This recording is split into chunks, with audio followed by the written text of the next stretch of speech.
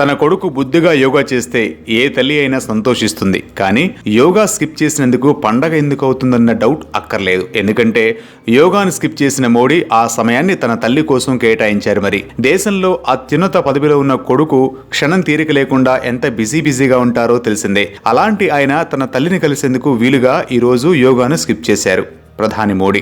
ఆ విషయాన్ని ఆయనే స్వయంగా తన ట్విట్టర్లో పేర్కొన్నారు. ఈ రోజు నుంచి 3 రోజుల పాటు గుజరాత్లో గడపనున్న ప్రధాని మోడీ గాంధీనగర్లో నిర్వహిస్తున్న వైబ్రెంట్ గుజరాత్ సదస్సును ప్రారంభించనున్నారు.